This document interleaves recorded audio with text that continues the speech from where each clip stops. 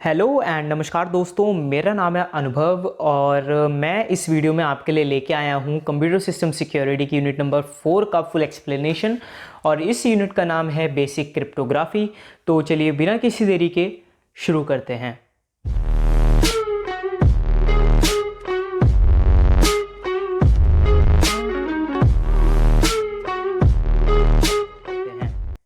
तो दोस्तों, जो यूनिट नंबर 4 है हमारी कंप्यूटर सिस्टम सिक्योरिटी की, उसका नाम है बेसिक क्रिप्टोग्राफी। और अगर हम कंटेंट्स की बात करें तो यहाँ पे हमारे पास कंटेंट्स ढेर सारे हैं जिनके बारे में हमें पढ़ना है इस यूनिट में। सबसे पहले है की क्रिप्टोग्राफी क्या होती है, इस बारे में पढ़ेंगे। फिर उसके बाद है आरएसए, फिर हम पढ़ेंगे डिजिटल एनवेलप के बारे में, फिर है digital signature, hash function, real world protocols जो हम रियल वर्ल्ड के अंदर यूज़ करते हैं, email security, internet protocol security, SSL encryption, फिर है डीईएस और फिर है आपकी लास्ट में सीक्रेट की क्रिप्टोग्राफी। शुरू करते हैं जल्दी से की क्रिप्टोग्राफी से। तो एक्चुअली में की क्रिप्टोग्राफी समझने से पहले हमें ये समझना है कि क्रिप्टोग्राफी क्या होती है। तो क्रिप्टोग्राफी एक ऐसी टेक्निक होती है जिसकी मदद से हम सिक्योरली इन्फॉर्मेशन को कम्युनिकेट कर सकते हैं। एक्चुअली क्या होता है, जब हम किसी को मैसेज भेजते हैं, ठीक है, तो वो एक मीडियम के थ्रू जाता है और अगर उस मीडियम को ही अटैकर क्रैक कर लेता है तो वो मैसेजेस को रीड कर सकता है, ठीक है। तो हम मैसेज को ही एक ऐसी फॉर्म में भेजें कि अगर वो मीडियम क्रैक भी हो गया ना तो भी अटैकर को समझ में ना आए, तो उस चीज़ को हम क्रिप्टोग्राफी कहते हैं, ठीक है। थ्रू यूज़ ऑफ कोड्स, हम ये कोड्स की मदद से कर सकते हैं so that one person from home information is intended can understand it and process it. तो मतलब जो इन्फॉर्मेशन जिसके लिए है सिर्फ वही उसको पढ़ सके, समझ सके और यूटिलाइज कर सके, ठीक है। मान के चलिए एक पर्सन है ए और एक पर्सन है बी, तो अगर ए ने बी को मैसेज भेजा एंड कोई अटैकर है सी और उसने क्या किया कि इंटरप्ट कर लिया मैसेज को। इंटरप्ट करने के बाद भी उसको समझ में ना आए कि लिखा क्या है, ठीक है, सिर्फ ए और बी के बीच में ही कम्युनिकेशन चलता है, इंक्रिप्शन डिक्रिप्शन ये वाली चीज़ें हम आगे पढ़ने वाले हैं। चलिए, अब क्रिप्टोग्राफी जो है दो वर्ड से मिलकर के बनी होती है। सबसे पहले होता है क्रिप्ट जिसका मतलब होता है हिडन, और ग्राफी जिसका मतलब होता है राइटिंग, ठीक है, हिडन राइटिंग। अब एक्चुअली में क्रिप्टोग्राफी जो होती है ना वो फोटोग्राफ्स की मदद से भी हो सकती है। आप फोटोग्राफ्स के अंदर भी हिडन मैसेजेस को भेज सकते हो, लेकिन हम इस यूनिट में हमारे सिलेबस में वो नहीं है, तो इसलिए हम उस बारे में नहीं पढ़ेंगे। हम सिर्फ और सिर्फ कीज़ के बारे में पढ़ेंगे, ठीक है। चलिए, सबसे पहले एल्गोरिथम्स। अब एल्गोरिथम्स यूज़ की जाती हैं इसके अंदर क्रिप्टोग्राफी अचीव करने के लिए, ठीक है। विदाउट एल्गोरिथम्स हम क्रिप्टोग्राफी को अचीव नहीं कर सकते हैं। एल्गोरिथम्स आर यूज्ड फॉर की जनरेशन के लिए एल्गोरिथम यूज़ की जाती है, डिजिटल साइनिंग के लिए यूज़ की जाती है, वेरिफिकेशन के लिए यूज़ की जाती है, और भी कई सारी जो चीज़ें आगे प्रोसेसेस होते हैं उनके लिए भी हम एल्गोरिथम्स को ही यूज़ करते हैं, ठीक है। दो टाइप की हमारी कीज़ होती हैं। सबसे पहले होती है हमारी पब्लिक की और दूसरी होती है हमारी प्राइवेट की, ठीक है। एक्चुअली में क्या होता है, जो हमारी पब्लिक की होती है उससे मेनली इंक्रिप्शन किया जाता है, और एक होती है हमारी प्राइवेट की जिससे मेनली डिक्रिप्शन किया जाता है, ठीक है। लेकिन आगे हम टाइप्स ऑफ क्रिप्टोग्राफी के अंदर भी पढ़ेंगे कि हमारी क्रिप्टोग्राफी कितने टाइप्स की होती है।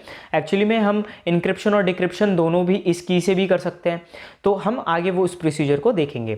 टेक्निक की बात करें तो टेक्निक क्या होती है, plain text is converted to cipher text. अब जो प्लेन टेक्स्ट होता है, कोई भी एक टेक्स्ट मैसेज है, उसको क्या किया जाता है, साइफर टेक्स्ट में चेंज कर दिया जाता है। अब साइफर टेक्स्ट क्या होता है, साइफर टेक्स्ट एक ऐसा टेक्स्ट होता है जो किसी के लिए भी अनरीडेबल होता है, मतलब कि आपको समझ में नहीं आएगा, ठीक है। विच इज़ फॉर रिसीवर, जो कि किसके लिए होता है, रिसीवर के लिए होता है, and only decoded by receiver, hence process it called encryption. जब हम सिंपल भाषा में प्लेन टेक्स्ट को साइफर टेक्स्ट में चेंज करते हैं उसे हम कहते हैं इंक्रिप्शन, ठीक है। प्लेन टेक्स्ट को साइफर टेक्स्ट में जब चेंज किया जाता है तो उसे कहते हैं इंक्रिप्शन, और जब इसका उल्टा साइफर टेक्स्ट को प्लेन टेक्स्ट में चेंज किया जाता है तो उसे बोला जाता है डिक्रिप्शन, ठीक है। चलिए आगे बढ़ते हैं। तो आगे आते हैं हमारे फीचर्स। फीचर क्या होते हैं की क्रिप्टोग्राफी के, सबसे पहले कॉन्फिडेंशियलिटी को अचीव करना, कि जो लोग इंटेंटेड है, जिन लोगों के लिए वो मैसेज है, सेंडर और रिसीवर, उन दोनों के अलावा कोई और मैसेज को इंटरप्ट ना कर सके, पढ़ ना सके, ठीक है। इंटीग्रिटी मेंटेन करना, कि वो जो मैसेज है वो मॉडिफाई ना हो, नॉन रिप्यूडिएशन, ठीक है। फिर उसके बाद है आपका ऑथेंटिकेशन, कि ऑथेंटिकेशन जो है हमारी मेंटेन्ड रहे। और अगर हम नॉन रिपीडिएशन की बात करें तो इसका मतलब ये होता है कि जो डिलीवरी है वो कंफर्म्ड रहे कि हाँ डिलीवरी हो गई है, और जो हमारा जो मैसेज है वो सक्सेसफुली जो है वो डिलीवर हो गया है रिसीवर तक बिना किसी प्रॉब्लम के, बिना CIA को ब्रेक किए, ठीक है।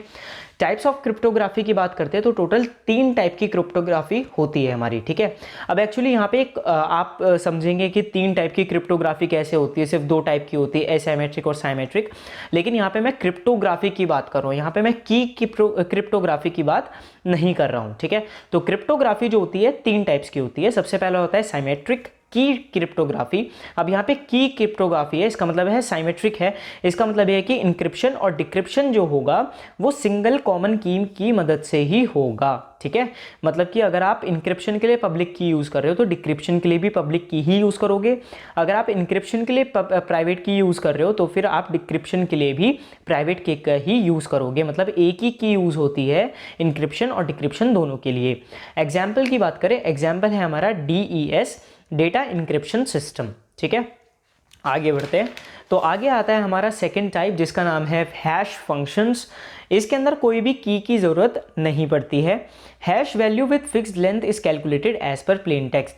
तो हैश वैल्यू जो है वो कैलकुलेट की जाती है, हैश वैल्यू की जो फिक्स्ड लेंथ होती है एक, वो कैलकुलेट की जाती है as per the plain text. जैसा आपका प्लेन टेक्स्ट होगा उसी हिसाब से जो है हैश वैल्यू होगी, ठीक है। Many operating system use this technique, और कई सारे जो ऑपरेटिंग सिस्टम होते हैं वो इस टेक्निक को यूज़ करते हैं। आप कहाँ यूज़ करते हैं? अब जैसे कि आपके वाईफाई के पासवर्ड्स आपके डिवाइस में सेव होते हैं तो वो एक हैश फंक्शन की तरह सेव होते हैं, ठीक है। आपके विंडोज़ पे एक पासवर्ड लगा होता है लॉगिन करने के लिए, तो वो भी एक हैश फंक्शन की तरह ही स्टोर होता है, ठीक है। फिर आता है हमारा थर्ड एसिमेट्रिक की क्रिप्टोग्राफी। इसके अंदर क्या होता है, अ पेयर ऑफ की आर यूज्ड, एक पेयर ऑफ की यूज़ किया जा सकता है। मतलब कि पब्लिक और प्राइवेट जो है दोनों को ही इसमें यूज़ किया जाता है, पब्लिक की और प्राइवेट की दोनों को यूज़ किया जाता है। पब्लिक की को यूज़ किया जाता है इंक्रिप्शन के लिए और प्राइवेट की को यूज़ किया जाता है डिक्रिप्शन के लिए। हेंस आप ये कह सकते हो कि जो इंक्रिप्शन की है वो किसके द्वारा यूज़ की जाती है, सेंडर के थ्रू, ठीक है। और जो डिक्रिप्शन की है वो किसके द्वारा यूज़ की जाती है, रिसीवर के थ्रू, ठीक है जी। ये होता है आपका पब्लिक एंड प्राइवेट। फिर आगे बढ़ते हैं तो आगे आता है हमारा एप्लीकेशन ऑफ क्रिप्टोग्राफी। एप्लीकेशन क्या क्या है, 7 हमारे एप्लीकेशन है। सबसे पहले कंप्यूटर पासवर्ड्स, जो मैंने अभी आपको बताया कि कंप्यूटर के अंदर जो हम पासवर्ड्स लगाते हैं लॉगिन पे। डिजिटल करेंसीज जैसे कि हमारी बिटकॉइन वगैरह हो गई। क्रिप्टो करेंसी उसको इसलिए बोला जाता है क्योंकि वो क्रिप्टोग्राफी की हेल्प से ही काम करती है। सिक्योरिंग वेब ब्राउजिंग, जो वेब ब्राउजिंग है उसको सिक्योर करने के लिए हम क्रिप्टोग्राफी का यूज़ करते हैं। इलेक्ट्रॉनिक सिग्नेचर्स जो होते हैं हमारे, वो भी क्रिप्टोग्राफी का एक एप्लीकेशन है। ऑथेंटिकेशन, क्रिप्टो करेंसीज ये हम देख चुके हैं। और उसके बाद लास्ट है हमारा एंड टू एंड इंक्रिप्शन, जो आजकल हमारा व्हाट्सएप भी यूज़ कर रहा है, एंड टू एंड इंक्रिप्शन लिखा हुआ आता है, तो वो भी क्रिप्टोग्राफी की मदद से ही होता है। एडवांटेजेस की बात करें तो सबसे पहले है एक्सेस कंट्रोल। एक्सेस कंट्रोल का मतलब क्या है कि जैसे मैंने कह दिया कि मेरा एक मैसेज है वो खाली पर्सन बी ही पढ़ सकता है, तो ये मैंने एक एक्सेस को कंट्रोल कर लिया कि हाँ खाली बी को ही एक्सेस है, किसी और को एक्सेस उस मैसेज का नहीं है, ठीक है। सिक्योर कम्युनिकेशन, सिक्योर कम्युनिकेशन इसका एक एडवांटेज है कि मुझे अगर किसी और को बात नहीं बतानी है, खाली ए और बी के बीच में बात रहनी चाहिए, तो ए और बी के बीच में ही बात है, किसी और को वो बात नहीं पता। प्रोटेक्शन अगेंस्ट अटैक्स, कई सारे जो अटैक्स होते हैं उनके अगेंस्ट भी हमारी प्रोटेक्शन रहती है क्योंकि अटैक हुआ, ठीक है। एंड पासवर्ड हमारा हैश फंक्शन के अंदर है या फिर इंक्रिप्टेड है, तो फिर बहुत ज़्यादा डिफिकल्ट हो जाता है उसको क्रैक करना, ठीक है। क्योंकि और कौन सी एल्गोरिथम से हमने उसको इंक्रिप्ट किया है, तो उसी एल्गोरिथम का यूज़ करके हमें डिक्रिप्ट भी करना पड़ेगा। लीगली कंपैटिबल, लीगली कंपैटिबल मतलब कि इसके अंदर कोई भी लीगल प्रॉब्लम्स नहीं आते हैं। अगर हम इसकी क्रिप्टोग्राफी को यूज़ करते हैं तो कोई भी लीगली हमें कोई प्रॉब्लम नहीं कर सकता है, ठीक है। आगे बढ़ते हैं तो आगे आता है फिर हमारा एक इंपॉर्टेंट टॉपिक, बहुत इंपॉर्टेंट टॉपिक है ये, RSA एल्गोरिथम क्रिप्टोग्राफी इन क्रिप्टोग्राफी, ठीक है। ये एक एसाइमेट्रिक क्रिप्टोग्राफी एल्गोरिथम है। एसाइमेट्रिक का हमने पढ़ा था कि इसके अंदर पेयर ऑफ कीज होती हैं, ठीक है। क्या होती हैं, पेयर ऑफ कीज होती है, मतलब कि इसके अंदर पब्लिक की और प्राइवेट की दोनों का ही यूज़ किया जाएगा। अगर हम इसके इन्वेंटर्स की बात करें तो सबसे पहले हैं राइवर्स्ट, खाइमर एंड एडलमैन, ठीक है। ये 3 इसके इन्वेंटर्स हैं। Encryption is done by public key and that's why it is called public key encryption algorithm. जो इंक्रिप्शन है वो पब्लिक की हेल्प से किया जाता है, इसी वजह से इस एल्गोरिथम को या फिर इस एल्गोरिथम में आप पब्लिक की इंक्रिप्शन एल्गोरिथम भी इसको कह सकते हो, ठीक है। आइडिया बिहाइंड, अब RSA एल्गोरिथम के पीछे आइडिया क्या था वो देख लेते हैं। It is difficult to factorize a large integer, बहुत ज़्यादा डिफिकल्ट होता है कि आप एक लार्ज इंटीजर को जो है फैक्टराइज करो। The public key consist of two numbers where one number is a multiplication of two large prime numbers. जो हमारी पब्लिक की होती है वो मेनली दो नंबर से कंसिस्ट करती है अपने अंदर, और जो एक नंबर होता है वो मल्टीप्लिकेशन होता है टू लार्ज प्राइम नंबर्स का, ठीक है। And private key is also derived from same two prime numbers, और जो हमारी प्राइवेट की होती है वो भी दो सेम प्राइम नंबर से मिलकर ही डिराइव्ड होती है, ठीक है, उनसे मिलकर ही बनी होती है। So if large number is factorize then private key will be compromised, और इसी वजह से अगर बाई चांस किसी ने वो लार्ज नंबर जो था, जो लार्ज प्राइम नंबर था, अगर वो किसी ने फैक्टराइज कर लिया तो उसे प्राइवेट की का भी पता चल सकता है, और प्राइवेट की क्या हो जाएगी हमारी, कॉम्प्रोमाइज हो जाएगी। Thus encryption strength is upon key size, और इसी वजह से जो इंक्रिप्शन है स्ट्रेंथ है वो की के साइज के ऊपर डिपेंड करती है। RSA कीज कैन बी 1024 और 2048 बिट लॉन्ग, और इसी वजह से जो RSA की कीज होती हैं वो 1024 से लेकर के 2048 बिट तक की होती हैं, और ये टूट सकती हैं फ्यूचर के अंदर, लेकिन आज के टाइम में ये बहुत ज़्यादा मुश्किल टास्क है, ठीक है, क्योंकि हमारे जो कंप्यूटर्स हैं वो इतने ज़्यादा स्मार्ट या फिर इतने ज़्यादा वो नहीं है कि वो इस इतने लॉन्ग जो हमारी बिट है उसको क्रैक कर सके। अगर हम इसके उसकी बात करें, डायग्राम की बात करें, या फिर हम कहें कि कैसे काम करता है, तो सबसे पहले की जनरेशन होती है, इंक्रिप्शन होती है, एंड फिर उसके बाद डिक्रिप्शन होती है, सिंपल। इसके कुछ न्यूमेरिकल्स भी हैं, आप क्वांटम का क्वेश्चन नंबर 4.5 एंड 4.6 रेफर कर सकते हो, ठीक है। आगे बढ़ते हैं। आगे आता है हमारा एडवांटेजेस ऑफ RSA। एडवांटेजेस इसके चार हैं। सबसे पहले है इजी टू इम्प्लीमेंट, दूसरा है सेफ एंड सिक्योर, तीसरा है क्रैकिंग इज़ डिफ़िकल्ट क्योंकि हम बहुत ज़्यादा लॉन्ग बिट को यूज़ करते हैं, शेयरिंग की इज़ ईजी, जो हमारी शेयरिंग होती है वो ईजी होती है, ठीक है। डिसएडवांटेजेस की बात करें तो सबसे पहले क्या है कि फेल्स समटाइम्स, ये कभी कभी फेल हो जाती है एल्गोरिथम, हमेशा काम नहीं करेगी, कभी कभी फेल भी हो जाती है। स्लो डेटा ट्रांसफ़र, बहुत स्लो डेटा ट्रांसफ़र इसके अंदर होता है, बहुत ज़्यादा प्रोसेसिंग टाइम ये ले लेती है, बहुत ज़्यादा रिसोर्सेज कंज्यूम कर लेती है। उसके अलावा रिक्वायर्ड थर्ड पार्टी वेरिफिकेशन, जो थर्ड पार्टी वेरिफिकेशन है वो भी से चाहिए होती है। Can't use for public data encryption like election voting, हम पब्लिक डेटा इंक्रिप्शन के लिए इसको यूज़ नहीं कर सकते हैं जैसे कि इलेक्शन की वोटिंग के लिए, क्योंकि ये बहुत ज़्यादा टाइम लेती है, बहुत ज़्यादा स्लो डेटा ट्रांसफ़र है इसका, और इलेक्शन जो होता है वो जल्दी जल्दी होता रहता है, तो इसी वजह से जो पब्लिक डेटा इंक्रिप्शन है वो इसके अंदर नहीं हो सकता, ठीक है। आगे बढ़ते हैं, तो आगे आता है हमारा एक और इम्पॉर्टेंट टॉपिक, डिजिटल एनवेलप। तो डिजिटल एनवेलप क्या होता है, बहुत ईजी सी चीज़ है, secure electronic data container, secure electronic data container, एक ऐसा कंटेनर जो कि इलेक्ट्रॉनिकली है और बहुत ज़्यादा सिक्योर्ड है, ठीक है। Protect message through encryption and data authentication, ये इंक्रिप्शन तो करता ही करता है, साथ में डेटा ऑथेंटिकेशन भी करता है। Allow to encrypt data with the speed of secret encryption, allow to encrypt data, ये जो इंक्रिप्शन करता है डेटा का with the speed of secret key encryption and convenience and security of public key encryption. अब actually क्या है, इसके अंदर दो कीज़ का, एक तरीके से आप कह सकते हो कि दो कीज़ की खूबियाँ एक साथ इसके अंदर काम करती हैं। जो सीक्रेट की है वो बहुत ज़्यादा फास्ट होती है, बहुत ज़्यादा एफिशिएंट होती है, तो उसकी तो स्पीड होती है इसके अंदर, लेकिन जो सिक्योरिटी इसे प्रोवाइड की जाती है वो पब्लिक की जाती है, ठीक है। चलिए, also known as digital wrapper, आप इसको डिजिटल रैपर भी बोल सकते हो, ठीक है। आगे बढ़ते हैं, तो आगे आता है हमारा मेथड्स यूज़। अब इसके अंदर कौन कौन से मेथड्स यूज़ किए जाते हैं, तो सबसे पहले इसके अंदर दो मेथड्स यूज़ किए जाते हैं मेनली। सबसे पहला है secret key encryption. Secret key encryption क्या करता है, सच एज, यहाँ पे एक एग्जांपल है जैसे कि रिजनडेल और यहाँ पे टू फिश, ये दो टाइप के आप इंक्रिप्शन कीज़ कह सकते हो फॉर मैसेज इंक्रिप्शन। ये किसके लिए किया जाता है, मैसेज इंक्रिप्शन के लिए किया जाता है। फिर आता है आपका public key encryption from RSA for secret key encryption with receivers public key. इसके अंदर क्या किया जाता है, जो सीक्रेट की इंक्रिप्शन हुआ है इसका भी इंक्रिप्शन किया जाता है रिसीवर की पब्लिक की हेल्प से, सो दैट इंक्रिप्शन के ऊपर इंक्रिप्शन चल जाए एंड कंटेनर जो है वो लॉक हो जाए, okay. Decrypted with users private की और सीक्रेट की, और इसको डिक्रिप्ट जो किया जाता है वो यूज़र की प्राइवेट की या फिर सीक्रेट की हेल्प से किया जा सकता है। एग्जाम्पल की बात करें तो एग्जाम्पल यहाँ पे प्रिटी गुड प्राइवेसी जो कि सॉफ्टवेयर है, ठीक है। आगे बढ़ते हैं तो आगे आता है हमारा डिजिटल सिग्नेचर्स। अब डिजिटल सिग्नेचर्स क्या होते हैं? ये एक मैथमेटिकल टेक्निक होती है जो वैलिडेट करती है इंटीग्रिटी को और ऑथेंटिसिटी को मैसेज की सॉफ्टवेयर और डिजिटल डॉक्यूमेंट, किसी सॉफ्टवेयर की या फिर डिजिटल डॉक्यूमेंट की। अब एक्चुअली में हम समझते हैं कि डिजिटल सिग्नेचर होता क्या है। मान के चलिए कि ये मेरा एक डॉक्यूमेंट है, ये एक पेज जो है ये मेरा एक डॉक्यूमेंट है, ठीक है।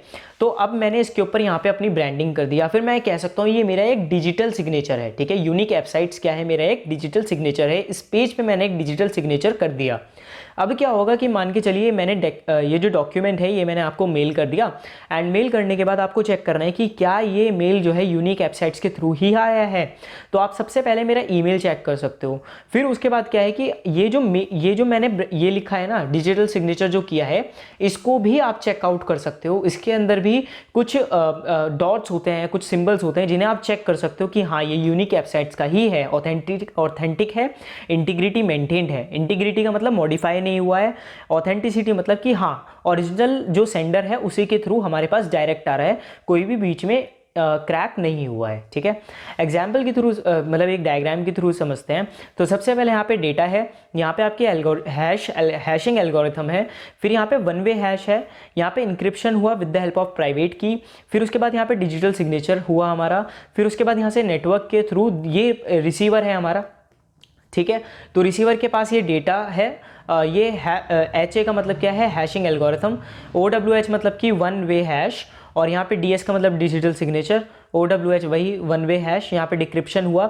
अब क्या होता है कि यहाँ पे जो हैशिंग एल्गोरिथम यूज़ हुई उससे जो वन वे हैश जनरेट हुआ, और जो डिजिटल सिग्नेचर के थ्रू डिक्रिप्शन के बाद जो वन वे हैश जनरेट हुआ, इन दोनों को मैच किया जाएगा। अगर ये दोनों मैच हो जाते हैं तो फिर हमारी वैलिडेट हो जाती है इंटीग्रिटी और ऑथेंटिसिटी मैसेज की, ठीक है।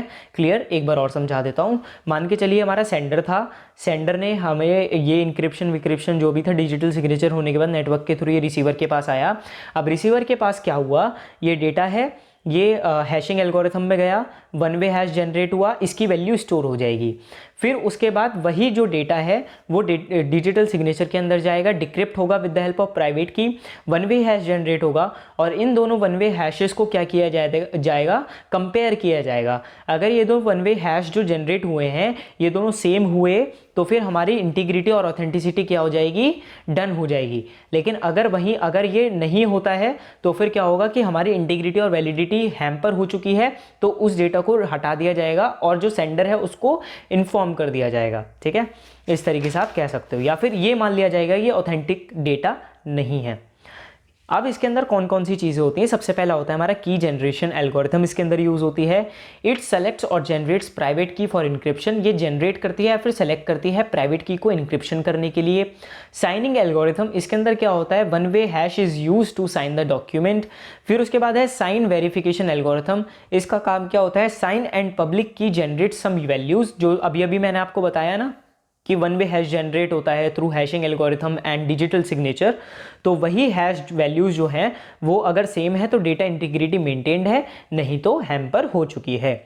अगर मैं बेनिफिट्स या फिर एप्लीकेशंस की बात करूँ तो सबसे पहले सेल्स कॉन्ट्रैक्ट जो होते हैं, मान के चलिए आपने कहीं से पंखा खरीदा, कूलर खरीदा, तो आपको एक एग्रीमेंट वो देता है, आपको एक रसीद देता है ना, तो वो सेल्स कॉन्ट्रैक्ट होता है। उसके ऊपर भी एक डिजिटल सिग्नेचर होता है, बार कोड लगा के देता है वो बाकायदा, या फिर साइन करके देता है अपने। फाइनेंशियल डॉक्यूमेंट, जब आप इंश्योरेंस पॉलिसी से कुछ इंश्योरेंस लेते हो या फिर आप कुछ फाइनेंशियली बॉन्ड्स लेते हो, बैंक से लोन लेते हो, तो उनके ऊपर भी क्या होता है, डिजिटल सिग्नेचर होता है। हेल्थ डेटा, जो हमारी रिपोर्ट्स जनरेट होती हैं थ्रू पैथ लैब्स या फिर हॉस्पिटल्स में, उनके ऊपर जो हमारी शिपिंग होती है अमेजोन से, फ्लिपकार्ट से, या कहीं से भी जो भी शिपिंग आ रही है हमारे पास, उसके ऊपर भी क्या होती है, एक डिजिटल सिग्नेचर होता है। और ये डिजिटल सिग्नेचर जो है कई सारे फ्रॉड्स को होने से बचा लेता है, क्योंकि अगर ये डिजिटल सिग्नेचर नहीं होगा तो कोई भी उस चीज़ की कॉपी बना करके ओरिजिनल बिहाफ पर बेच सकता है।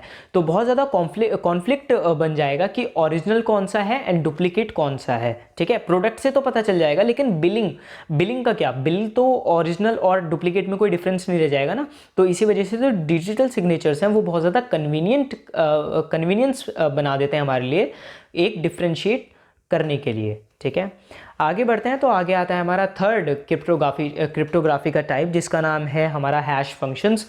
तो हैश फंक्शंस क्या होते हैं? It is a mathematical function that converts a numerical input value to another compressed numerical value. मतलब कि एक मैथमेटिकल फंक्शन होता है सिंपल सा, जो एक न्यूमेरिकल वैल्यू इनपुट को, जो भी आप इनपुट करोगे एक न्यूमेरिकल वैल्यू को, उसको ये दूसरे न्यूमेरिकल वैल्यू के अंदर क्या कर देगा? कंप्रेस कर देगा, चेंज कर देगा। ठीक है, द इनपुट ऑफ HF मतलब hash function, the input of hash function is of arbitrary length but output is always fixed length. जो इनपुट है वो अलग अलग लेंथ का हो सकता है। ठीक है, हो सकता है 7 लेटर्स का हो, 8 लेटर्स का हो, 10 का हो, 20 का हो, या जो भी है आर्बिट्ररी लेंथ हो सकती है, लेकिन जो आउटपुट होगा ना हमेशा, वो हमेशा फिक्स्ड लेंथ का ही होगा। ठीक है, values returned by hash function are called message digest और सिंपल हैश वैल्यूज। जो वैल्यूज रिटर्न की जाती हैं हैश फंक्शन के थ्रू, मतलब कि हैश फंक्शन के अंदर इनपुट वैल्यू गई, हैश फंक्शन ने उसको प्रोसेस किया, फिर उसके बाद आउटपुट दिया। वो जो आउटपुट आया है, हैश फंक्शन आया है फिक्स्ड लेंथ का, उसे आप मैसेज डाइजेस्ट भी कह सकते हो या फिर आप सिंपल हैश वैल्यूज भी कह सकते हो। ठीक है, आगे बढ़ते हैं। तो आगे आता है हमारा फीचर्स ऑफ हैश फंक्शंस। दो फीचर्स होते हैं। सबसे पहला फिक्स्ड लेंथ आउटपुट होता है इसका, दूसरा एफिशिएंसी ऑफ ऑपरेशन होता है। अब फिक्स्ड लेंथ आउटपुट एक फीचर कैसे हुआ इसका? अब एक्चुअली क्या है कि अब हमें ये पता चल गया कि अगर हमारा हैश फंक्शन इतने लेटर्स का आएगा तो अब हमें आगे का जो प्रोसीजर होगा उसको कैरी फॉरवर्ड करने में दिक्कत नहीं आएगी। ठीक है, हमें इजी होगा कि हमें सिर्फ और सिर्फ उतने ही लेटर्स की जगह छोड़नी है और बाकी हम ऑक्यूपाई कर सकते हैं। जैसे कि हमारे कई सारे प्रोग्राम्स भी बनते हैं जावा में, C++ में। एक हमारे जो लीड कोड है या फिर कोड शेफ है, वहाँ पे भी, उस पोर्टल पे भी आपको ये चैलेंजेस दिए जाते हैं कि हैश फंक्शन बनाइए और फिर उसके बाद डिक्रिप्शन इंक्रिप्शन वाली चीज़ करिए। तो उसमें आपको बहुत ज़्यादा ईजी हो जाता है हैश फंक्शन के थ्रू, क्योंकि उसके अंदर आपको नंबर ऑफ वेरिएबल सेलेक्ट करने पड़ते हैं। ठीक है, तो आपकी अगर फिक्स्ड लेंथ पता होगी कि हाँ इतने ही लेटर्स आने वाले हैं, तो आप उतने ही लेटर्स का जो है वेरिएबल लेंगे, उतना ही वेरिएबल लेंगे, एंड आपकी स्टोरेज जो है वो भी घट जाएगी, मतलब उतनी ही यूटिलाइज होगी जितनी नीडेड है। एफिशिएंसी कैसे? बहुत ज़्यादा इजी टू यूज़ है। इनपुट दिया, फिक्स्ड आउटपुट हमने इजीली ले लिया। सिर्फ और सिर्फ एक एल्गोरिथम हमें यूज़ करनी है, एक मैथमेटिकल फंक्शन जो है हमें यूज़ करना है। पॉपुलर हैश फंक्शंस की बात करें तो टोटल 4 पॉपुलर हैश फंक्शंस हैं। सबसे पहला है मैसेज डाइजेस्ट MD, दूसरा है सिक्योर हैश फंक्शंस SHA, तीसरा है आपका RIPEMD race integrity primitives evaluation message digest, फिर उसके बाद है लास्ट आपका वर्ल्डपूल। ठीक है, ये इसकी ये कंपनी भी थी मशीन्स वगैरह के लिए। चलिए, application of hash function. Application कौन कौन से होते हैं? 2 एप्लीकेशंस होते हैं मेनली। सबसे पहला है पासवर्ड स्टोरेज, दूसरा है डेटा इंटीग्रिटी चेक। अब पासवर्ड स्टोरेज कैसे? अब मान के चलिए कि आपने अपने डिवाइस के अंदर गूगल पे लॉगिन किया हुआ है, इंस्टाग्राम में लॉगिन किया हुआ है, फेसबुक में लॉगिन किया हुआ है, उसके अलावा आपने व्हाट्सएप में भी अपने फ़ोन नंबर के थ्रू लॉगिन किया हुआ है with the help of OTP। तो अब क्या होता है कि अब वो पासवर्ड्स जो हैं, अब एक बार आपने लॉगिन कर लिया, अब आप डेली तो लॉगिन नहीं करते हो, है ना। एक बार लॉगिन कर दिया तो जब तक आपका डिवाइस आप लॉग आउट नहीं कर देते, आप फिर रीसेट नहीं हो जाता, तब तक वो लॉगिन ही रहता है। लेकिन क्या आपको पता है वो जो पासवर्ड है वो बार बार चेक होता रहता है कि हाँ पासवर्ड चेंज तो नहीं हुआ। लेट्स से अगर आपके फ़ोन के अंदर जो है वो गूगल अकाउंट लॉग्ड इन है, ठीक है, आप अपने लैपटॉप पे जाइए एंड पासवर्ड चेंज कर दीजिए, तो विद इन 1 मिनट जो आपका फ़ोन है उस पर भी नोटिफिकेशन आ जाएगा कि पासवर्ड जो है वो चेंज हो गया है। इसका मतलब ये है कि जो पासवर्ड स्टोर्ड है वो बार बार रीचेक हो रहा है। अब जो पासवर्ड सेव्ड है, पासवर्ड जो स्टोर्ड है कंप्यूटर के अंदर, अगर वो सिंपली स्टोर्ड होगा तो उसको हैकर इजीली एक्सट्रैक्ट कर लेगा एंड आपका जो अकाउंट है वो कॉम्प्रोमाइज़ हो जाएगा।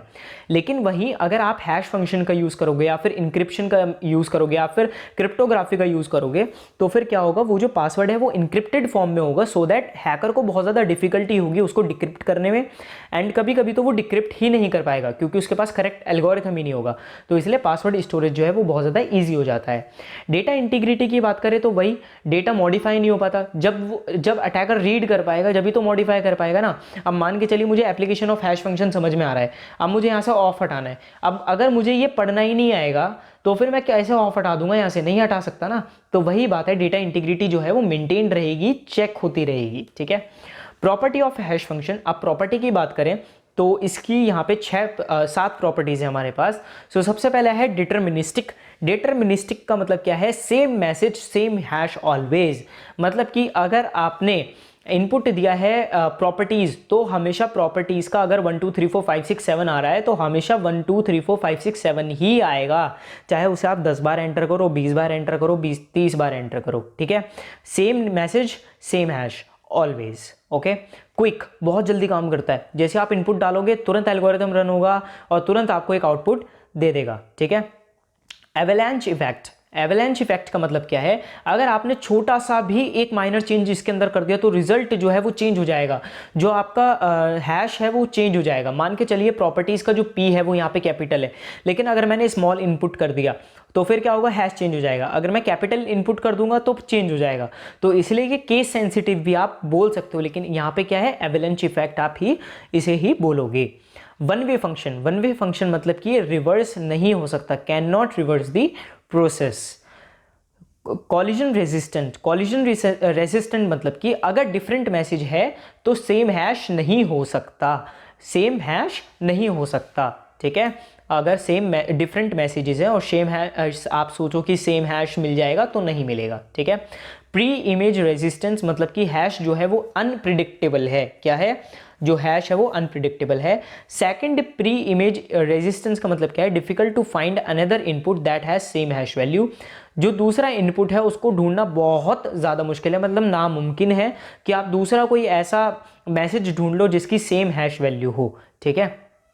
चलिए दोस्तों, आगे बढ़ने से पहले प्लीज़ हमारे चैनल यूनिक एपसाइट्स को सब्सक्राइब कर देना, वीडियो को लाइक कर देना, शेयर कर देना अपने दोस्तों को, और प्लीज़ मुझे कमेंट सेक्शन में बताना कोई भी सजेशन हो, कोई भी डाउट हो, या फिर आप मुझे कुछ भी बताना चाहते हो। हमारे टेलीग्राम चैनल को भी आप ज्वाइन कर सकते हो।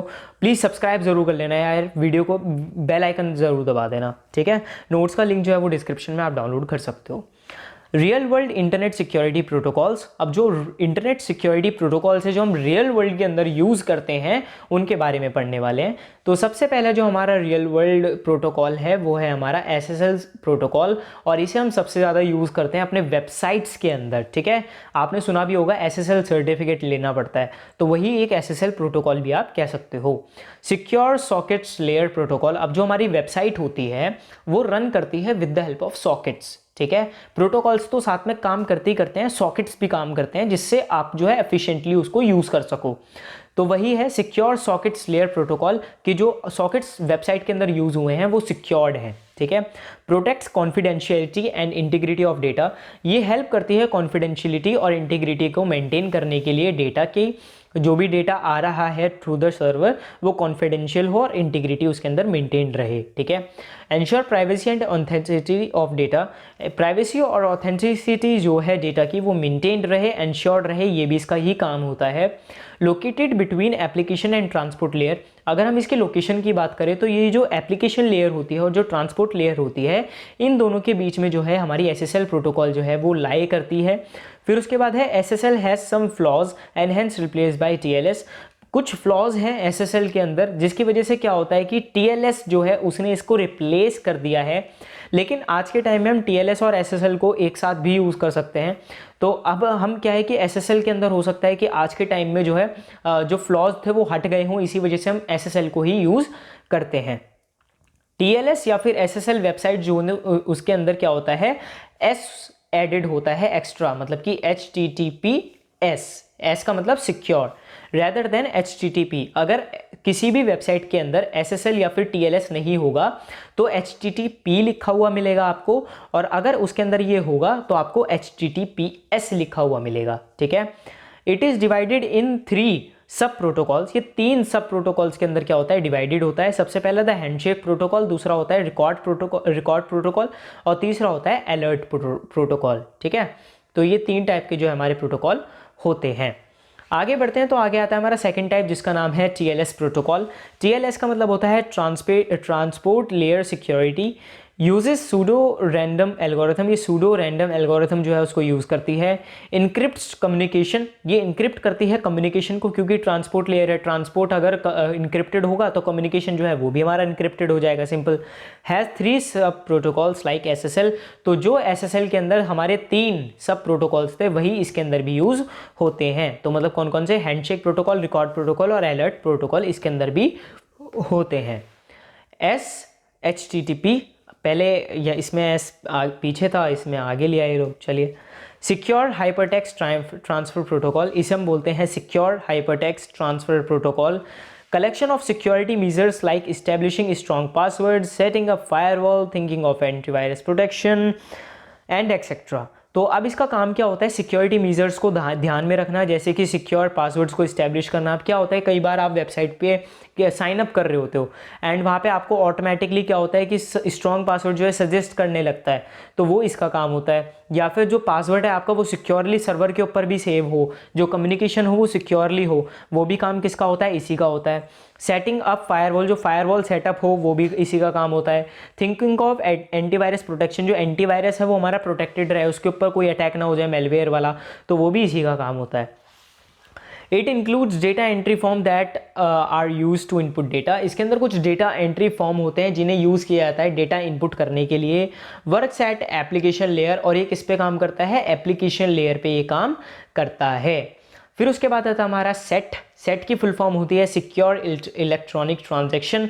अब क्या होता है कि जो हमारे इलेक्ट्रॉनिक ट्रांजैक्शंस होते हैं ना, उनको सक्सेसफुली करने में, without hacking, without cracking, without failure जो है करने में ये कौन काम करता है, सेट काम करता है, ठीक है।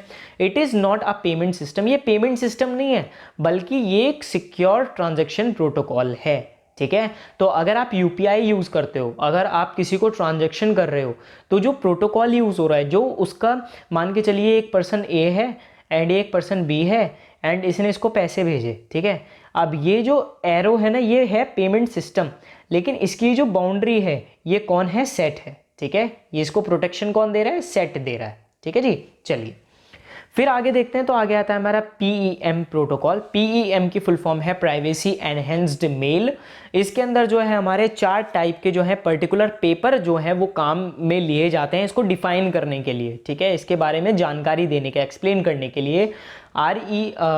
RFC 1421, RFC 1422, RFC 1423, RFC 1424, ठीक है। मैंने यहाँ पे एक बार ही लिख दिया, आप चारों के सामने भी लिख सकते हो। Capable of encryption, non repudiation and message integrity. Encryption, non repudiation और मैसेज इंटीग्रिटी के लिए ये कैपेबल होता है। जो हमारा छठा और लास्ट है वो है हमारा PGP, प्रीटी गुड प्राइवेसी, जो हमने पीछे पढ़ा था, वो एक सॉफ्टवेयर भी था, साथ ही साथ यहाँ पे एक प्रोटोकॉल भी है, तो इसके बारे में देख लेते हैं। तो क्या है इसका, सिंपल टू यूज़ होता है एंड फ्री भी है। इंक्लूड सोर्स कोड डॉक्यूमेंट, अगर आपको इसको सोर्स कोड पढ़ना हो तो वो भी आप पढ़ सकते हो।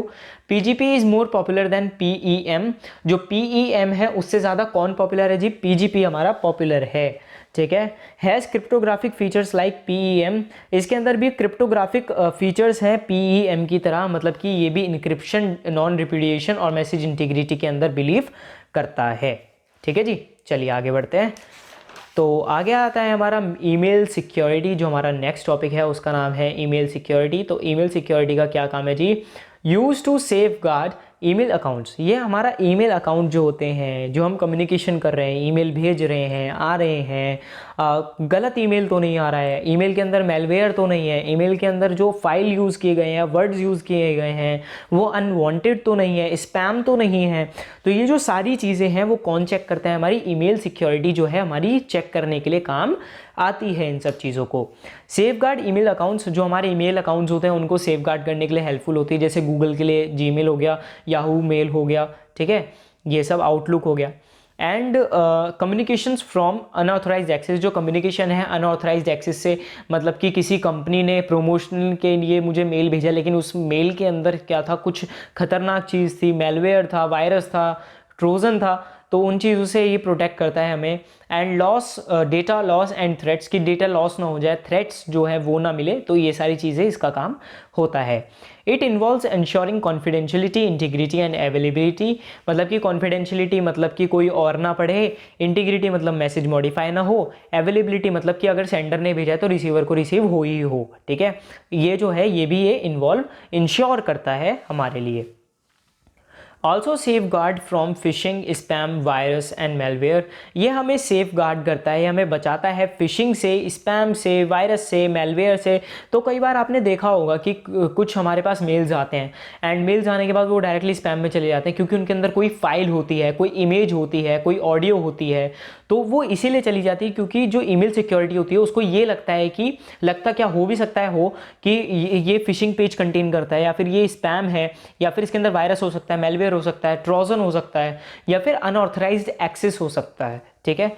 Can be achieve through combination of technical and non technical measures. आप ईमेल सिक्योरिटी जो है वो दो तरीके से कर सकते हो। सबसे पहला है टेक्निकल, दूसरा है नॉन टेक्निकल मेजर। अगर हम टेक्निकल मेजर की बात करें तो उसके अंदर आप डिजिटल सिग्नेचर्स को यूज़ कर सकते हो, डिटेक्शन और फिल्टरिंग को यूज़ कर सकते हो मेल्स के लिए, और भी कई सारी चीज़ें हैं, जैसे कि आप डायरेक्टली जो मेल्स हैं उनके लेबल्स बना सकते हो कि सोशल वाला इसमें जाएगा, और कोई स्पैम हुआ तो स्पैम में ऑटोमेटिकली चले जाए, प्राइमरी है तो प्राइमरी में।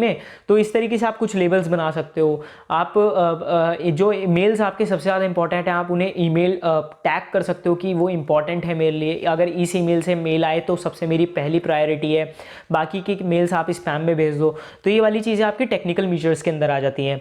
वहीं अगर हम नॉन टेक्निकल की बात करें तो इसके अंदर आप जो है जो हमारे यूज़र्स हैं उनको आप जब बताओ कि जागरूक करो कि अरे आपके पास अगर इस तरीके का कोई लिंक आता है तो आप क्लिक मत करना, इस तरीके का कोई सॉफ्टवेयर हो तो आप इंस्टॉल मत करना। जब आप लोगों को जागरूक करते हो तो उसे नॉन टेक्निकल बोला जाता है, ठीक है। जैसे कि फिशिंग पेज, कोई भी आपके पास ईमेल आया, आपने क्लिक किया, क्लिक करने के बाद उसके अंदर आपने अपनी सारी डिटेल्स भर के दे दी, ऐसा नहीं करना है, ठीक है। तो ये वाली सारी चीज़ें हैं आपकी। चलिए फिर आगे देखते हैं। तो आगे आता है आपका IPsec। IPsec का मतलब क्या है? Internet protocol security. तो ये एक इंटरनेट इंजीनियरिंग टास्क फोर्स जो है उसका एक स्टैंडर्ड सूट है प्रोटोकॉल्स का between two communication points across IP network, ठीक है। तो ये क्या होता है? ये इंटरनेट इंजीनियरिंग टास्क फोर्स जो होती है IETF, उसका एक स्टैंडर्ड सूट है प्रोटोकॉल्स का, जो कि दो पॉइंट के जो कम्युनिकेशन होते हैं उन दोनों के बीच की जो IP नेटवर्क होती है ना, उसको जो सिक्योरिटी देता है वो ये वाला प्रोटोकॉल सिक्योरिटी देता है, ठीक है।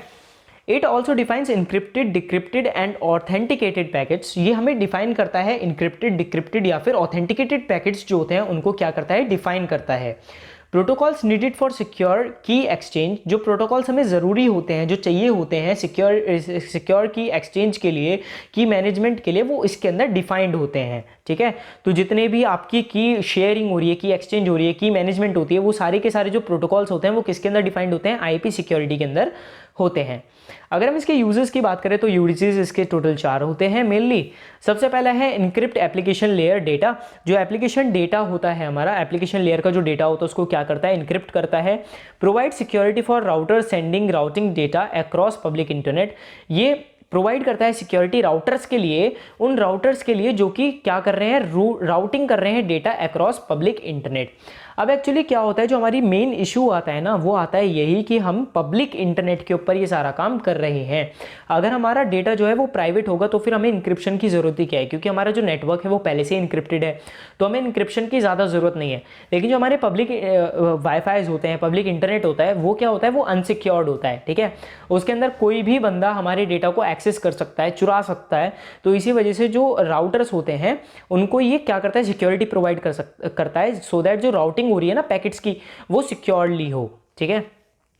Provide authentication without encryption. ये प्रोवाइड करता है ऑथेंटिकेशन विदाउट इंक्रिप्शन, मतलब ये इंक्रिप्शन नहीं करता है, ऑथेंटिकेशन प्रोवाइड करता है लेकिन इंक्रिप्शन नहीं करता। अब दोनों में डिफरेंस क्या है? ऑथेंटिकेशन का मतलब ये है कि इसके अंदर ये password, IP user name, password ये यूज कर सकता है, लेकिन इंक्रिप्शन यूज नहीं करता है। Protect network data by setting up circuits using IPsec tunneling like VPN। ये क्या करता है? प्रोटेक्ट करता है नेटवर्क डेटा को टनल के थ्रू, ठीक है। ये IPsec टनलिंग करता है वीपीएन की तरह। अब वीपीएन क्या होता है, वीपीएन तो कंट्री चेंज कर देता है, हमारा का पूरा वर्चुअल प्राइवेट नेटवर्क ही बना देता है, आईपी वाईपी सब चेंज कर देता है। लेकिन इसके अंदर क्या होता है, आईपी वगैरह चेंज नहीं होती है हमारी, इसके अंदर टनलिंग होती है, मतलब एक रास्ते से दो डिवाइसेस के बीच में क्या किया जाता है, एक डायरेक्ट रास्ता बनाया जाता है। ठीक है, कंपोनेंट्स की बात करते हैं तो कंपोनेंट्स है इसके अंदर, सबसे पहला है हमारा इनकैप्सुलेटिंग सिक्योरिटी पेलोड ESP। ये हमें प्रोवाइड करता है data integrity, encryption, authentication and anti replay provide करता है ऑथेंटिकेशन फॉर पेलोड। वहीं ऑथेंटिकेशन हेडर की बात करें तो ये क्या करता है, हमें data integrity, authentication, anti reply तीनों प्रोवाइड करता है, लेकिन इंक्रिप्शन प्रोवाइड नहीं करता है, क्योंकि इसके अंदर हमारी क्या है, ऑथेंटिकेशन। जहाँ पे ऑथेंटिकेशन है इस टॉपिक में IPsec में, जहाँ पे ऑथेंटिकेशन होगी वहाँ पे इंक्रिप्शन नहीं होगी।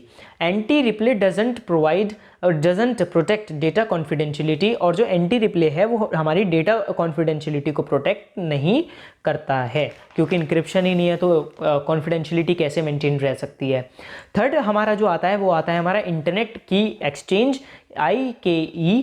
इसके क्या है कि design to dynamically exchange encryption keys, ये डायनेमिकली एक्सचेंज करता है इंक्रिप्शन कीज़ को। जैसे कि हमें पता है कि पब्लिक की और प्राइवेट की होती है, उसके साथ जो की डिस्ट्रीब्यूशन होता है वो एक बहुत बड़ा टास्क होता है। मान के चलिए कि मेरा एक मैसेज है, ठीक है, मेरा एक मैसेज है और मैं हूँ पर्सन ए, और एक सेंडर है पर्सन A और रिसीवर है person B।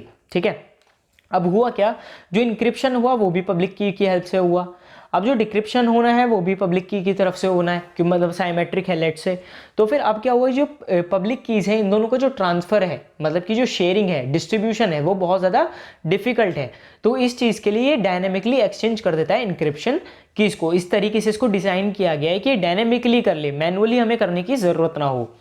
Find a way over security association ऐसे, ये एक रास्ता ढूंढा है इसने ओवर सिक्योरिटी एसोसिएशन ऐसे between two devices as it establish, क्योंकि ये इस्टेब्लिश कर देता है एक shared security attribute between two network entities to support secure communication. मतलब कि सिंपल सी भाषा में ये एक सिक्योरिटी एसोसिएशन की मदद से दो डिवाइस के बीच में क्या करता है, एक एट्रीब्यूट क्या करता है, शेयर कर देता है, इस्टेब्लिश कर देता है कि एक रास्ता है, उसी रास्ते के थ्रू सेंडर जो है मैसेज भेजेगा और रिसीवर रिसीव करेगा मैसेज को। ठीक है, बस ये इतना ही काम करता है जिससे कि सिक्योर कम्युनिकेशन जो है हमारा चलता रहे। फीचर्स की बात करें तो फीचर्स इसके अंदर टोटल 6 हैं। सबसे पहला है confidentiality, integrity, key management, tunneling, flexibility, interoperability. Interoperability का मतलब क्या होता है कि ये जो है वो डेटा ट्रांसफर जो है वो इजीली कर पाता है। ठीक है, एक्सचेंज जो है वो इजीली कर पाता है, क्योंकि यहाँ पे भी क्या है, हमारा एक्सचेंज ही हो रहा है। एक्सचेंज किसका हो रहा है, इंक्रिप्शन कीज का हो रहा है। ठीक है, चलिए एडवांटेजेस की बात करते हैं। तो एडवांटेजेस क्या है, सबसे पहले स्ट्रॉन्ग सिक्योरिटी, जो सिक्योरिटी इसकी बहुत ज़्यादा स्ट्रॉन्ग है। वाइड कंपैटिबिलिटी, मतलब ज़्यादातर बहुत सारे प्लेटफॉर्म से क्या है, कंपैटिबल है। फ्लैक्सिबल है, मतलब ईजिली जो है ये अपने रास्तों को चेंज कर लेता है। जो भी फ्लैक्सिबिलिटी है, जो की एक्सचेंज है वो बहुत ज़्यादा जल्दी हो जाता है। स्केलेबल है। इम्प्रूव्ड नेटवर्क परफॉर्मेंस, जो नेटवर्क परफॉर्मेंस है वो भी इसकी ज़्यादा इम्प्रूव्ड है। अगर हम डिसएडवांटेजेस की बात करें तो सबसे पहली है कॉम्प्लेक्स है, यूज़ करने में दिक्कत आ सकती है, यूज़ करने में। कंपैटिबिलिटी इशू है एक इसके अंदर। यहाँ पे वाइड कंपैटिबिलिटी तो आपको प्रोवाइड कर ही रहा है, लेकिन कुछ कुछ कंपैटिबिलिटी इशू भी हो सकते हैं। परफॉर्मेंस इम्पैक्ट, जो परफॉर्मेंस है उसके ऊपर भी एक इम्पैक्ट पड़ सकता है। नेटवर्क परफॉर्मेंस तो इसकी अच्छी है, लेकिन जो डिवाइस जिसके ऊपर ये यूज़ हो रहा है उसके परफॉर्मेंस पे इम्पैक्ट पड़ता है। की मैनेजमेंट जो है इसके अंदर एक इशू है। फिर उसके बाद ये लिमिटेड प्रोटेक्शन हमें प्रोवाइड करता है। सिक्योरिटी तो प्रोवाइड कर दी, लेकिन इसके अंदर जो की मैनेजमेंट होता है उसको एक प्रोटेक्शन जो है प्रोवाइड करने में ये प्रॉब्लम करता है। ठीक है, आगे बढ़ते हैं तो आगे आता है हमारा वर्किंग विद IPsec। अब वर्किंग कैसे होती है IPsec की, मैं जितने इजी तरीके से इस चीज़ को लिख सकता था मैंने उतने इजी तरीके से लिखा। होप सो ये आपके बहुत ज़्यादा अच्छे से काम आए। सबसे पहला है होस्ट रिकॉग्नाइजेशन। इसके अंदर जो होस्ट है हमारा उसको रिकॉग्नाइज किया जाता है। It begins when a host system recognises that packet need protection. ये कब शुरू होता है प्रोसेस, ये प्रोसेस स्टार्ट होता है जब जो होस्ट है वो रिकॉग्नाइज करता है कि जो पैकेट है उसको ज़रूरत है एक प्रोटेक्शन की। ठीक है, मतलब कि जो हमारा पैकेट है उसको प्रोटेक्शन की नीड है, मतलब कि वो अनसिक्योर्ड है, अटैकर अटैक करके उस पैकेट को चुरा सकता है। And should be transmitted using IPsec policies, और जो हमारी IPsec ये पॉलिसीज़ हैं उनका यूज़ करके ही इसको ट्रांसमिट किया जाना चाहिए। उस टाइम पे ये प्रोसेस जो है वो बिगिन होता है। नेगोशिएशन और IKE फेज़ 1, यहाँ पे नेगोशिएशन होता है या फिर आप IKE फेज़ 1 कह सकते हो। IKE मतलब कि इंटरनेट की एक्सचेंज फेज़ 1। इसके अंदर क्या होता है, the host uses IPsec to negotiate the set of policies. इसके अंदर क्या होता है, जो होस्ट होता है वो नेगोशिएट करता है, negotiate the set of policies, जो सेट ऑफ पॉलिसीज़ होती हैं उनके ऊपर नेगोशिएट करता है। They will use for a secured circuit की सिक्योर सर्किट के अंदर कौन कौन सी जो पॉलिसीज़ हमें चाहिए, कौन कौन सी पॉलिसीज़ हमें नहीं चाहिए, इसके बिहाफ पर जो है नेगोशिएशन चलता है। They also authenticate themselves to each other, और उसके बाद जो है वो एक दूसरे को जो है ऑथेंटिकेट करते हैं एक दूसरे से, मतलब कि सिक्योर सर्किट और जो IP सिक्योरिटी है वो एक दूसरे को क्या करते हैं, ऑथेंटिकेट करते हैं एक दूसरे को, एंड सेटअप सिक्योर चैनल, और उसके बाद क्या करते हैं, सिक्योर चैनल जो है उसको एस्टैब्लिश कर देते हैं। IPsec सर्किट और IKE phase 2, IP security circuit या फिर इंटरनेट की एक्सचेंज फेज़ 2 के अंदर क्या होता है, in this IP security host negotiate the algorithm. इसके अंदर जो IP सिक्योरिटी होस्ट है वो नेगोशिएट करता है एल्गोरिथम को, that will be use during the data transmission, जो इसको यूज़ किया जाना है डेटा ट्रांसमिशन के टाइम पर। The host also agree to exchange encryption and decryption keys, और उसी टाइम पर जो होस्ट है वो एग्री करता है कि वो एक्सचेंज करेगा इंक्रिप्शन और डिक्रिप्शन कीज़ को।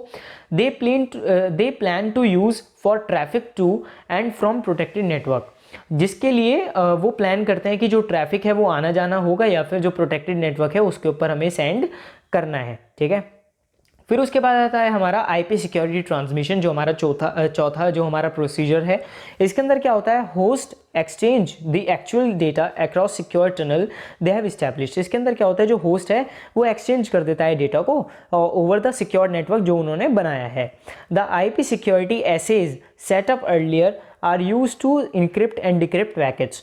जो IP सिक्योरिटी एसेज हैं उनको हम यूज़ करते हैं, जो कि पहले इस्टेब्लिश हो चुके होते हैं उनको हम यूज़ करते हैं इनक्रिप्ट या फिर डिक्रिप्ट करने के लिए पैकेट्स को। IP सिक्योरिटी टर्मिनेशन, इसके अंदर क्या होता है, टर्मिनेशन होता है। After termination the host dispose of private keys use during data transmission. इसके अंदर जो प्राइवेट कीज़ होती हैं वो जो यूज़ की जाती हैं उनको डिस्पोज कर दिया जाता है, डिलीट कर दिया जाता है, रिमूव कर दिया जाता है ड्यूरिंग द डेटा ट्रांसमिशन, ठीक है। तो वर्किंग देख लेते हैं फटाफट से एक बार और। तो इसके अंदर क्या है कि होस्ट को रिकॉग्नाइज करना है, इसके अंदर जो भी हमारे कौन कौन सी कीज़ यूज़ करनी है, कौन कौन सी पॉलिसीज़ यूज़ करनी है। जब हमें ये लगा कि जो हमारा पैकेट है वो अनसिक्योर्ड रहेगा तो हमने क्या किया कि चलो भैया IP सिक्योरिटी पॉलिसी जो है उसका यूज़ करके हम जो है वो भेज देंगे, पैकेट को भेज देंगे, हमारा जो डेटा है उसको ट्रांसफ़र करेंगे। अभी क्या हुआ कि जो हमारी नेगोशिएशन है वो पार्ट स्टार्ट होता है, इंटरनेट की एक्सचेंज फेज़ 1 स्टार्ट होता है यहाँ पे, जिसके अंदर क्या होता है कि जो IP सिक्योरिटी है और जो हमारी सिक्योर्ड सर्किट्स हैं वो एक दूसरे को इंट्रोड्यूस करते हैं और नेगोशिएट करते हैं कुछ पॉलिसीज़ के ऊपर कि कौन कौन सी पॉलिसीज़ हमें लेनी चाहिए इस डेटा को ट्रांसफ़र करने के लिए और कौन कौन सी नहीं लेनी चाहिए। उसके बाद क्या होता है, जो IP सिक्योरिटी सर्किट होता है या फिर हमारे जो इंटरनेट की एक्सचेंज फेज़ 2 होता है, इसके अंदर क्या होता है, जो कीज़ होती हैं वो एक्सचेंज हो जाती हैं, जो होस्ट होता है वो रेडी हो जाता है कि हाँ हम कीज़ एक्सचेंज करेंगे, और जो इंक्रिप्शन और डिक्रिप्शन वाला काम है वो सारा स्टार्ट हो जाता है इसके अंदर, और जो ट्रांसमिशन है वो भी स्टार्ट हो जाता है, ठीक है। IP सिक्योरिटी ट्रांसमिशन के अंदर क्या होता है, जो होस्ट है वो एक्चुअल डेटा को ट्रांसफ़र करना स्टार्ट कर देता है with the help of secure tunnel, जो कि हमारा स्टेप नंबर 3 के अंदर बनी थी, और जो इंक्रिप्शन और डिक्रिप्शन है पैकेट्स का वो IP सिक्योरिटी एसेज की हेल्प से होता है। और फिर उसके बाद जो है IP सिक्योरिटी टर्मिनेशन के अंदर क्या होता है कि हमारा जो भी हमारा प्रोसेस था वो टर्मिनेट होना स्टार्ट हो जाता है, क्योंकि जो डेटा है वो ट्रांसफ़र होना स्टार्ट हो जाता है। जैसे जैसे डेटा ट्रांसफ़र होता रहता है वैसे ही जो हमारा टर्मिनेशन है कीज़ का वो होता रहता है, ठीक है। इसके साथ आगे बढ़ते हैं। तो आगे आता है हमारा DES, एक होता है AES एडवांस्ड इंक्रिप्शन स्टैंडर्ड, उसके बारे में हम नहीं पढ़ने वाले हैं इस यूनिट में, और एक होता है हमारा DES डेटा इंक्रिप्शन स्टैंडर्ड जिसके बारे में हम पढ़ेंगे। तो अगर हम DES की बात करें, डेटा इंक्रिप्शन स्टैंडर्ड की बात करें, इट इज़ अ साइमेट्रिक की block cipher published by national institute of standards and technology. मतलब कि ये एक साइमेट्रिक की ब्लॉक को यूज़ करता है। साइमेट्रिक की मतलब कि दोनों कीज़ जो है वो कॉमन होंगी, दोनों कीज़ जो है वो सेम होंगी, ठीक है। दोनों कीज़ कैसी होंगी, सेम होंगी, ठीक है। इस साइफर टेक्स्ट ये किसने पब्लिश किया है, ये जो DES है ये किसने पब्लिश किया था, ये पब्लिश किया था NIST ने। NIST की full form national institute of standards and technology ने। It has been found vulnerable to very powerful attacks. ये जो है वनरेबल फाइंड किया गया है कई सारे अटैक्स के द्वारा, और इसी वजह से जो इसकी पॉपुलैरिटी है वो डिक्लाइन हो रही है। ठीक है, इसको इसलिए इसी वजह से ज़्यादा यूज़ नहीं किया जा सकता है क्योंकि ये जो है वल्नरेबल है कई सारे अटैक्स के लिए। It is a block cipher and encrypts data in blocks. ये ब्लॉक साइफर है, मतलब कि पूरे के पूरे ब्लॉक को ये अनरीडेबल फॉर्म के अंदर चेंज कर देता है, इनक्रिप्ट करता है पूरे के पूरे ब्लॉक को, जिसका जो साइज है वो 64 बिट का होता है। Each means 40 bit of plain text, मतलब कि 64 बिट जो है उसका प्लेन टेक्स्ट होता है। ठीक है, 64 बिट का जो इसका प्लेन टेक्स्ट होगा तो 64 बिट का ही हर ब्लॉक का साइज होगा। Go as input to DES, मतलब कि 64 बिट प्लेन टेक्स्ट जो है वो DES के अंदर जाता है और 64 बिट का ही जो हमें ब्लॉक एक मिलता है, मतलब साइफर टेक्स्ट साइफर ब्लॉक मिलता है। जो की लेंथ है वो 56 बिट्स की होती है, मतलब कि 56 बिट का प्लेन टेक्स्ट गया DES के अंदर, यहाँ पे 56 बिट की यूज़ होती है और यहाँ पे 64 बिट का साइफर टेक्स्ट हमें मिल जाता है।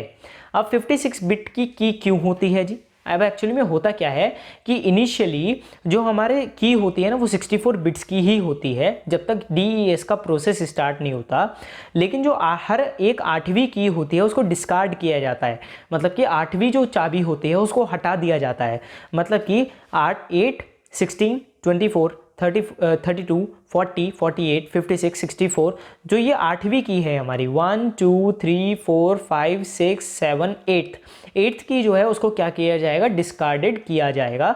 इसी वजह से जो 64 है उसको हटा दिया जाता है and we remain with 7 keys, मतलब कि इसी वजह से जो हमारी इंक्रिप्शन होती है वो कितने बिट की होती है? 56 बिट की जो है हमारी होती है। ठीक है, it is based on 2 fundamentals. ये 2 फंडामेंटल्स के ऊपर क्या करता है? बेस्ड होता है। सबसे पहले होता है हमारा सब्सटीट्यूशन, आल्सो कॉल्ड कन्फ्यूजन, आप इसे कन्फ्यूजन भी कह सकते हो। दूसरा होता है ट्रांसपोजिशन, जिसे आप डिफ्यूजन भी कह सकते हो। DES हैज़ 16 स्टेप्स, इसके अंदर 16 स्टेप होते हैं और हर एक स्टेप को क्या कहा जाता है? राउंड कहा जाता है। फिर इसके बाद आता है डबल DES। डबल DES का मतलब क्या होता है? जो प्रोसेस यहाँ पे एक बार हुआ है ना वही आप दोबारा दोहरा दो तो डबल EES बन जाएगा, सिंपल। अगर आप इसे दोबारा कर दोगे तो ट्रिपल जो आपका DES है वो बन जाएगा। ठीक है, चलिए डबल DES देखते हैं। इसके अंदर क्या होता है? 2 instances of DES on same plain text, मतलब कि एक प्लेन टेक्स्ट उसके ऊपर 2 बार DES जब रन होता है तो उसे हम डबल DES बोलते हैं। Both instances use different keys to encrypt the plain text.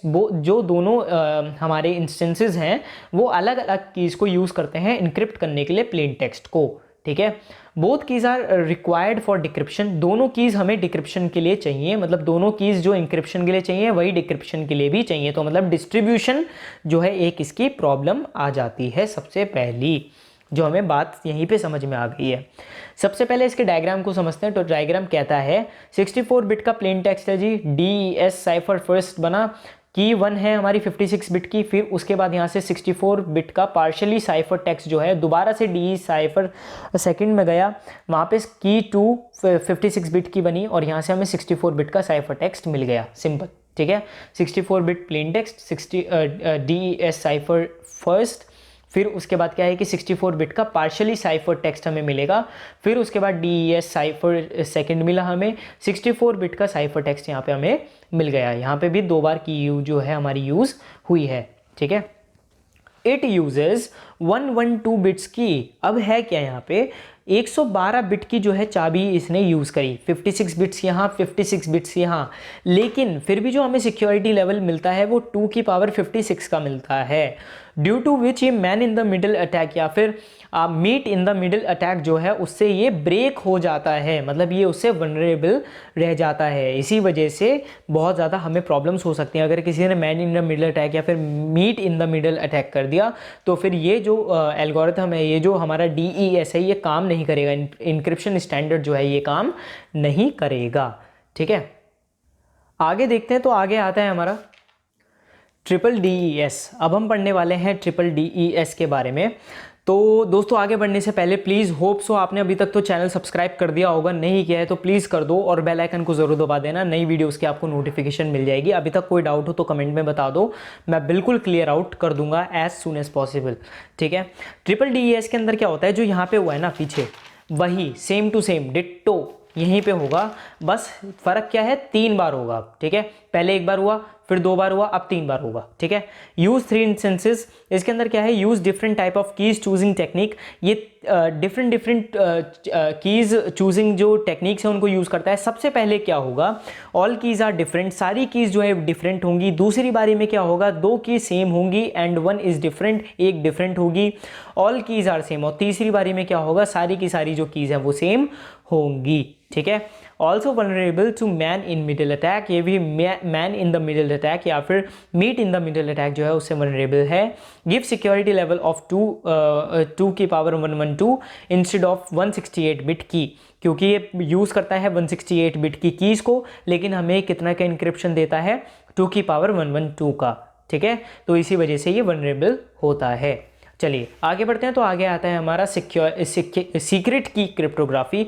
अब एक्चुअली क्या है कि आप लोग कई सारे कंफ्यूज हो जाओगे कि जब सिमेट्री की है तो हमने सीक्रेट की को क्यों आया ये कॉन्सेप्ट। जब सीक्रेट की मतलब जब हमारे पास पहले से ही सिमेट्री की का कॉन्सेप्ट है तो सीक्रेट की का क्यों। एक्चुअली क्या है कि जो हमारी पब्लिक कीज़ होती हैं, जो प्राइवेट कीज़ होती है ना, उनके अंदर जो स्पीड होती है, ट्रांसफ़र रेट होता है या फिर प्रोसेसिंग रेट जो होता है वो बहुत ज़्यादा स्लो होता है। सीक्रेट की जो प्रोसेसिंग स्पीड है वो बहुत ज़्यादा हाई है, बहुत ज़्यादा एफिशिएंट है, ठीक है। तो इसी वजह से हम इसको यूज़ करते हैं। इसको हम सिमेट्रिक की के नाम से भी जानते हैं, आप इसे सिमेट्रिक की प्रोसीजर भी कह सकते हो। Uses a bit known as secret key to encrypt, मतलब कि इनक्रिप्शन करने के लिए ना ये क्या करती है, कुछ नंबर ऑफ बिट्स का यूज़ करती है, ठीक है। डिपेंडिंग ऑन की एल्गोरिथम प्रोड्यूस डिफरेंट रिजल्ट, जैसी की होगी उसी हिसाब से जो एल्गोरिथम है वो डिफरेंट रिजल्ट्स जो है उनको प्रोड्यूस करती है। The algorithm employs the key to exact substitution and transformation, जो एल्गोरिथम है वो एक ऐसी की जनरेट करती है जो सब्सटीट्यूशन और ट्रांसफॉर्मेशन करने के लिए एग्जैक्टली काम कर सके, ठीक है। 2 different keys can produce 2 different cipher text for same letter, अगर 2 डिफरेंट कीज हैं तो 2 डिफरेंट साइफर टेक्स्ट भी जनरेट हो सकते हैं सेम टेक्स्ट के लिए। लेकिन हमने पीछे क्या देखा था, अगर सेम टेक्स्ट होगा, सेम लेटर होगा तो फिर की एक ही रहेगी, ठीक है। या फिर अब क्या था कि मैसेज एक होगा तो हम डिफरेंट कीज को यूज कर सकते हैं, लेकिन यहाँ पे क्या है कि की जनरेशन, की प्रोडक्शन जो है वो भी अलग अलग हो सकता है, ठीक है। The most difficult aspect of this method is distribution, अगर हम मोस्ट डिफिकल्ट एस्पेक्ट की बात करें तो यहाँ पे वही दिक्कत आती है डिस्ट्रीब्यूशन की जो हमें सिमेट्री के अंदर आती है। एसिमेट्रिक के अंदर तो चलो ये होता है कि पब्लिक की है और एक प्राइवेट की है। पब्लिक की जो है वो तो सेंडर के पास रह गई, ठीक है, लेकिन वहीं जो आपकी प्राइवेट की है वो आपके पास रिसीवर के पास रह गई, ठीक है। तो इस तरीके से चलो इसमें तो कोई दिक्कत नहीं है डिस्ट्रीब्यूशन की। लेकिन अगर प्राइवेट पब्लिक की है उसको ही सेंडर के पास रहना है, उसी को ही रिसीवर के पास रहना है, तो डिस्ट्रीब्यूशन बहुत ज़्यादा मुश्किल हो जाता है, क्योंकि पहले से ये जो पब्लिक की है सबसे पहले किसके पास रहेगी, सेंडर के पास रहेगी, सो दैट ये इनक्रिप्ट कर पाए। अब ये पब्लिक की जो है रिसीवर के पास जाएगी, अगर बीच में से आ गया हैकर और उसने इस की को चुरा लिया तो मैसेज की कॉन्फिडेंशियलिटी, इंटीग्रिटी और अवेलेबिलिटी तीनों ही गायब हो सकती है। तो इसीलिए ये बहुत बड़ी दिक्कत है डिस्ट्रीब्यूशन की, ठीक है। एग्जाम्पल की बात करें सीक्रेट की का तो सबसे पहला है DES, 3DES मतलब और एक्सेट्रा, ठीक है। चलिए आगे बढ़ते हैं। तो आगे आते हैं हमारे एडवांटेजेस क्या होते हैं सीक्रेट की क्रिप्टोग्राफी के। तो सबसे पहला है एफिशिएंट होता है, फास्टर होता है, कन्वीनियंट होता है, यूज़र पासवर्ड ऑथेंटिकेशन जो है ये अच्छे से कर लेता है, ठीक है। और ये जो है ना एफिशिएंसी जो है ये हमारी पब्लिक और प्राइवेट की हमें प्रोवाइड नहीं करती है, या फिर सिमेट्री या फिर एसिमेट्रिक नहीं प्रोवाइड करती है, फास्टर नहीं होती है एसिमेट्रिक और साइमेट्रिक, उसके अलावा कन्वीनियंट भी नहीं होती है सिमेट्रिक और एसिमेट्रिक। तो इसीलिए जो सीक्रेट की क्रिप्टोग्राफी है उसका कॉन्सेप्ट यूज़ आया, ठीक है। डिसएडवांटेजेस की बात करें तो डिसएडवांटेजेस यहाँ पे 3 हैं हमारे पास। सबसे पहला है की ट्रांसपोर्टेशन, जैसे कि मैंने पहले डिस्कस किया यहाँ पे कि सबसे बड़ी जो प्रॉब्लम है वो यही है कि अगर हमारे पास अलग अलग कीज़ होंगी तो उनको डिस्ट्रीब्यूट करना मुश्किल नहीं है कि सेंडर के पास पब्लिक की, रिसीवर के पास प्राइवेट की, सेंडर ने जो है अपने डेटा को इनक्रिप्ट किया, इनक्रिप्टेड मैसेज रिसीवर को भेजा, रिसीवर ने अपनी चाबी से खोल लिया, देख लिया मैसेज, सिंपल। लेकिन अगर पब्लिक की होगी और सेंडर और रिसीवर के पास दोनों के पास जानी है और बीच में से हैकर उस की को चुरा लेता है तो कॉन्फिडेंशियलिटी, इंटीग्रिटी या फिर अवेलेबिलिटी CIA को फ़र्क पड़ सकता है। तो इसीलिए डिस्ट्रीब्यूशन जो है इस तरीके से होना है कि जो हैकर है उस तक चाबी ना पहुंचे, ठीक है। Can't provide digital signature reputed, मतलब कि अगर सीक्रेट की के अंदर आप डिजिटल सिग्नेचर्स को यूज़ कर रहे हो तो उसकी कोई वैल्यू ही नहीं है, ठीक है। तो डिजिटल सिग्नेचर्स की जो वैल्यू है वो साइमेट्रिक के अंदर भी है, एसाइमेट्रिक के अंदर भी है, लेकिन सीक्रेट की क्रिप्टोग्राफी के अंदर डिजिटल सिग्नेचर्स की वैल्यू बिल्कुल भी नहीं है, ठीक है। इनसिक्योर मेथड ऑफ कम्युनिकेशन, ये कम्युनिकेशन का एक इनसिक्योर मेथड है, ठीक है। जो फायदे हमें एसाइमेट्रिक और साइमेट्रिक में मिलते हैं वही यहाँ पे नुकसान है, ठीक है जी। चलिए फिर आगे बढ़ते हैं। तो आगे आती है हमारी कुछ बेसिक टर्मिनोलॉजी ऑफ क्रिप्टोग्राफी। कुछ हमारी बेसिक टर्मिनोलॉजीज हैं। सबसे पहले देखते हैं प्लेन टेक्स्ट। प्लेन टेक्स्ट क्या होता है? अब आपसे इनके बारे में कुछ भी पूछा जा सकता है। तो प्लेन टेक्स्ट क्या होता है? रीडेबल होता है। साइफर टेक्स्ट क्या होता है? अनरीडेबल होता है। साइफर क्या होता है? एल्गोरिथम होती है जो रीडेबल डेटा को अनरीडेबल डेटा में कन्वर्ट करती है। की बात करें तो ये सेंसिटिव इन्फॉर्मेशन होती है जो कि डेटा को इनक्रिप्ट कर सकती है या फिर डिक्रिप्ट कर सकती है। एनकोडिंग इंक्रिप्शन हमें पता है अनरीडेबल फॉर्म में चेंज करना। डिक्रिप्शन हमें पता है रीडेबल फॉर्म में चेंज करना। कोड ब्रेकिंग का मतलब होता है कि जब हम की को जो हमारा डेटा है, जो हमारा ओरिजिनल मैसेज है, उसको एक्सट्रैक्ट करने की कोशिश करें विदाउट द की, उसे हम बोलते हैं कोड ब्रेकिंग। फिर उसके बाद हमारा आता है क्रिप्टोलॉजी। क्रिप्टोलॉजी का मतलब क्या होता है? Combination of cryptography and point number 7, अगर हम क्रिप्टोग्राफी और कोड ब्रेकिंग को एक साथ करें तो हमारी क्रिप्टोलॉजी बन जाती है। फिर उसके बाद कोड क्या होता है कि एल्गोरिथम होती है जो कि यूज़ कर सके, जो हमारी कोडिंग है उसको यूज़ कर सकें, जिससे हम जो डेटा है उसको एक्सट्रैक्ट कर सकें विदाउट द की। सब्स्टिट्यूशन क्या होता है? सब्स्टिट्यूशन होता है रिप्लेसिंग एंटिटी, मतलब कि दो एंटिटीज़ को एक दूसरे से चेंज कर देना या फिर एक एंटिटी को दूसरी एंटिटी से चेंज कर देना, उसे भी कह सकते हो आप। ट्रांसपोजिशन का मतलब क्या होता है? शफलिंग करना एंटिटीज़ की।